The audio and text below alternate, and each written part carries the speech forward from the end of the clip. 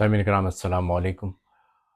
आज आपसे कुछ दिनों के वक्फे के बाद मुलाकात हो रही है और बहुत सारी मसरूफियात थी जिसके सबब आपसे बात नहीं हो रही थी। अभी एक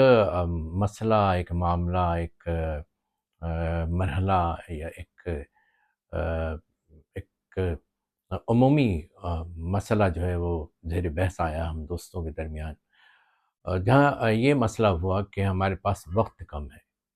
वक्त कम हो गया है, वक्त की बरकत कम हो गई है। वक्त की बरकत क्यों कम हो गई है, वक्त क्यों कम हो गया है? जब हमने उस पर गौर किया और जो दोस्तों में एक डिस्कशन होती है, बहस होती है, तो उसके बाद नतीजा ये निकला कि इसकी बुनियादी वजह ये है कि हमने अपने वक्त की जो तक़सीम है, उस वक्त की तक़सीम में बड़ी गड़बड़ कर दी है। और बड़ी गड़बड़ ये की है कि अब हमारे यहाँ एक रिवाज हो गया है कि हम रातों को जागते रहते हैं और उसके बाद हम दिन को सोते हैं। मासिवाय उन लोगों के जो जॉब करते हैं, उनके साथ भी डिस्टर्बेंस ये रहती है कि अगर उनके घर वाले जागते रहें रात को, तो फिर उनके लिए भी मसला हो दिन जाता को है कि उस सोते वक्त को रहने के कैसे मैनेज सबब करें। समाजी वो भी राब्ते थकन का टूट शिकार रहे होते हैं। हैं, दबाव का शिकार होते हैं, और इससे दबाव के सबब नफसियाती और जिस्मानी जो बीमारियां हैं वो भी लाहक होती हैं। तो हमने जिस तरीके से अपने वक्त को कम कर लिया है, वक्त को कम करने का मकसद, वक्त की बरकत कम होने का मकसद यही है कि हम जब देर तक जागते रहते हैं तो उसके बाद जब हम उठते हैं,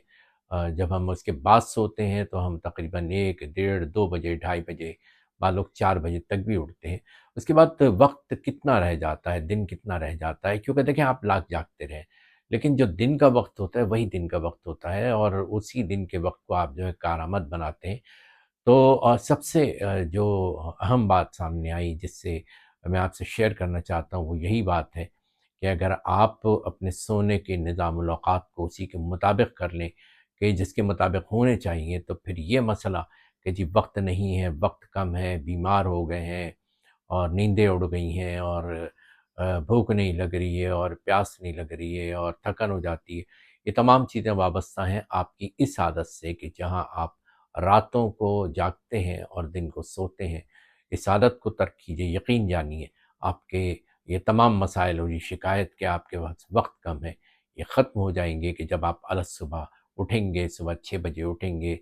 5 बजे उठेंगे, साढ़े 4 बजे उठेंगे, फजर के वक्त उठेंगे, नमाज के बाद आपके पास बहुत वक्त होगा, इतना वक्त कि आपको ये महसूस होगा कि वाक़तन वक्त तो बहुत होता है, दिन तो बहुत तवील होता है।